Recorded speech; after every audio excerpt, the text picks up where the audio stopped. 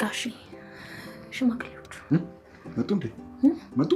አይ ላካቸው እንዴ? የት ነበርሽ? ኤፍራታ ጋር። አቷሽ ኤፍራታ ጋር አልነበርሽ?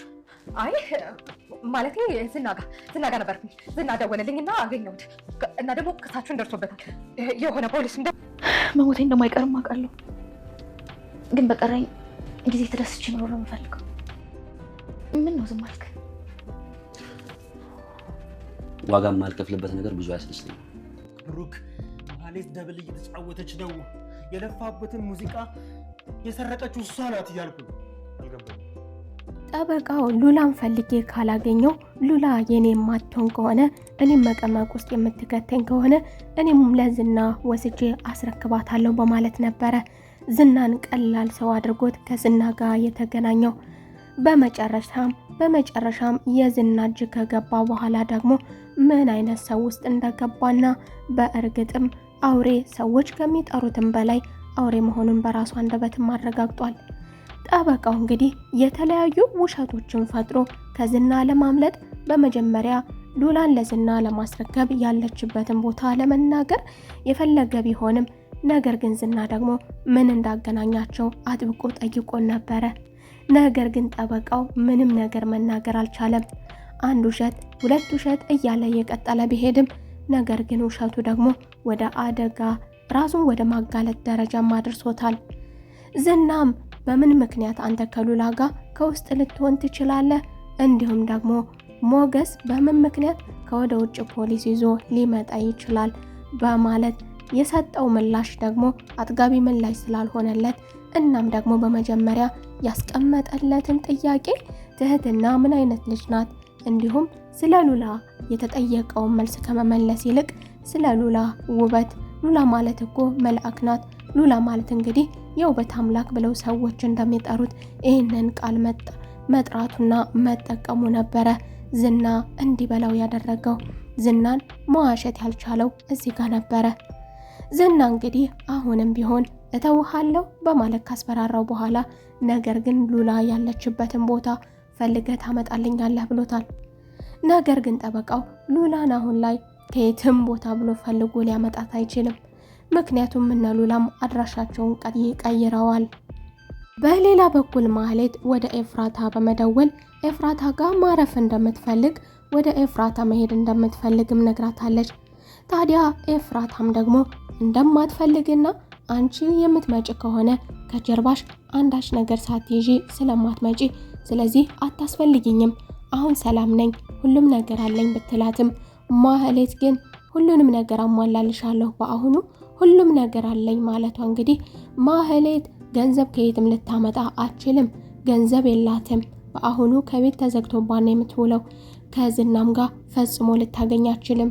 ምክንያቱም ዝና ጋር ምንም ነገር እየሰራች ስላልሆነ ዝና ጋር የሚመጣላት 70 ሳንቲም የለም።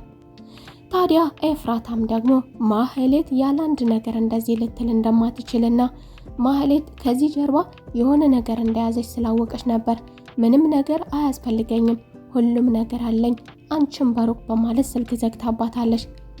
ማህሌት መሄጃ ስለሌላት ዝናም ፊት ስላልሰጣት አማራጭ ስለሌላት ኤፍራታም ስልክ ስለዘጋችባት ያላት አማራጭ ወደ ቤት መመለስና ወደ ቤት መመለስ ብቻ ነውና ወደ ቤት ተመልሳለች። በሌላ በኩል ደግሞ ቆንጅዬዋና ተወዳጇ ትህትና ከዚህ በፊት ዝና ለሷ የተለየ ስሜት እንዳለው እየተናገረ ስለነበረ አሁን ላይ በዚህ አካሄድ ሄጄ በቃ ዝናን አማልዬ ዝናን የራሴ አድርጌ አሸንፌ መውጣት እችላለሁ በማለት እንግዲህ የቻለችውን መንገድ እየሞከረች ነበረ፣ በማማለል በመሳቅ በመቅረብ።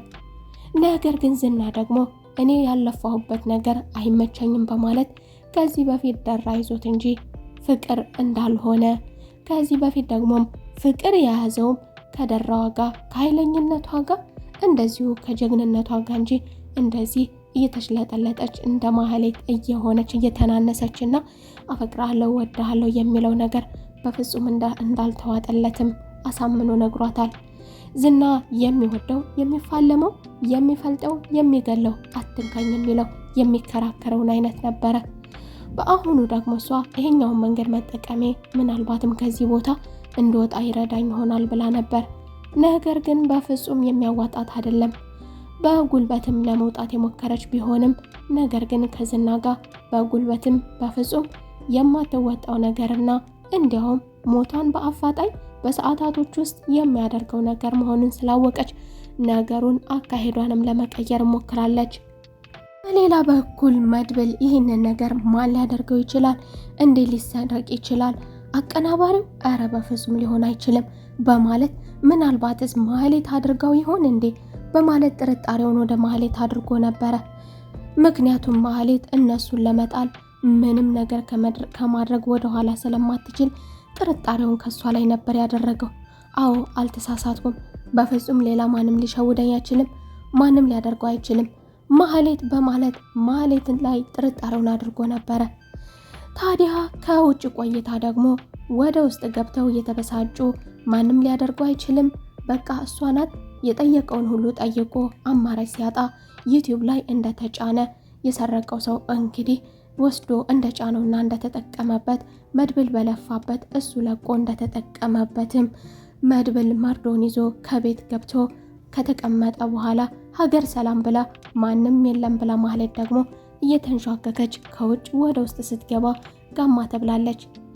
ማህሌት የት ነበርሽ? የት ነበር የቆየሽው? ምን አስወጣሽ? በማለት መድብልም ጥርጣሬው ቦታው ላይ ሆኖለታል። በተለይም የማህሌት ከውጭ ቆይታ ወደ ቤት መውጣት፣ ወደ ቤት መግባት፣ ወቅቱን ያልጠበቀ ከወደ ውጭ መውጣት መግባት እንዴትና የት ነበረች? ማን ጋር ልትገናኝ ትችላለች? በማለት ግጥም አድርጎ ይዞ ጠይቋታል። ማህሌትም ምላሿ ደግሞ በአንድ አፍ 2-3 ምላሽ ነበር የመለሰችው። አሁንም በዚህ ምላሿም መድብል በፍጹም ከሷ ሌላ የምጠራጠረው ሰው የለኝም፣ እሷ ናት ዳብል እየቀጣችንና እያከሰረችን ያለችው በማለት አፋጦ ሲይዛትም የት ነበርሽ? ማን ጋር ነበርሽ? ኤፍራታ ጋር የሚለው ነገር በፍጹም አልተዋጠለትም። ስላልተዋጠለት አጥብቆ ቢይዛት ምናልባትም ሌላ ምላሽ ስትመልስልኝ ይሆን በማለት ነበረ ኤፍራታ ጋር እንደነበረ እና እሱ ኤፍራታ ጋር እንዳልነበረችም ሲነግራት ማህሌትም በደቂቃዎች ከዝና ጋር ነበርኩኝ በማለት እጥፍ አድርጋለች። ታዲያ መድብልም ይህንን ነገር አጥብቆ እንዲያጣራና አጥብቆ እንዲራመድበት ይህንን ነገር ልታደርገው የምትችለው ማህሌት እንጂ በፍጹም ማንም ሊሆን አይችልም በማለት አካሄዱን አሳምሮና ትኩረት ላይ አድርጎ ጉዞውን ወደፊት ቀጥሏል። ማህሌትም ሀገር ሰላም፣ ማንም አልሰማኝም፣ ማንም አላየኝም፣ አሁን ማክሰር ያለብኝንና እድሜ ለመድብል ማግኘት ያለብኝን ነገር ሁሉ አግኝቻለሁ በማለትና አንድ የቀረኝ ነገር ደግሞ አሁን ባሌንማ ወስጄ ለዚች ማትረባ አላስረክብም ስትል አሁንም ደግሞ ቅድስትን ለመበጥበጥ ወደ ቅድስትም ስታመራ መድብል ጋማ ብሏታል።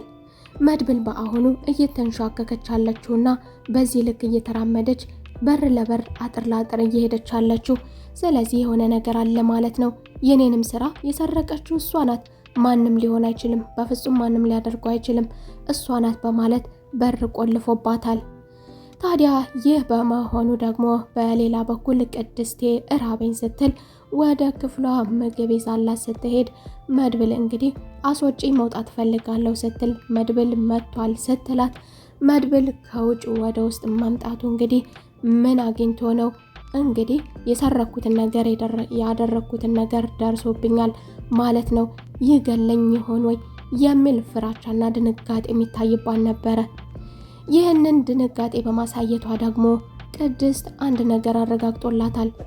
መድብል ከውጭ ተበሳጭቶ መጥቷል ማለቷ እንግዲህ ይህንን ያህል ካስደነገጣትና ካስፈራት በእርግጥም ማህሌት ናት ማለት ነው የሰረቀችው የሚል ማረጋገጫም መጥቶላታል ለቅድስቴ። በሌላ በኩል እንግዲህ ከያዝኩኝ አልለቃትም፣ እሷ ከሆነች መቼም እሷን አያድርገኝ እያለ ወደ ውጭ ወጣው ነገሮችን ለማጣራት ፍርድ ቤት ሁሉ ሳይቀረው እየወጣ እያጠያየቀ ያለው መድብልም በመጨረሻም ከዚህ ነገር ጀርባ ያለችው ማህሌት እንደሆነች ሁለቱን ሙዚቃ ሰርቃ የሰረቀችውና ያስጫነችው ማህሌት መሆኗን ደርሶበታል። ታዲያ መድብልም ሽጉጡን አቀባብሎ ወደ ውስጥ መግባቱ ብሩክ እንዲረጋጋ ወንጀለኛ እንዳታደርገው እሷም የምትጠብቀውና የምትፈልገው ነገር ይህ ስለሆነ ስለዚህ እንዲረጋጋና ወደ ራሱ እንዲመለስ አሁን ካለበት ስሜታዊ ነገርና እንዲሁም ደግሞ የቀራቸው አንድ ሌሊት ብቻ ነው። አንድ ሌሊት ነው የቀረን። እባክህን የዛሬው ቀን ይለቅና ነገ ነው ቀጠሯችን።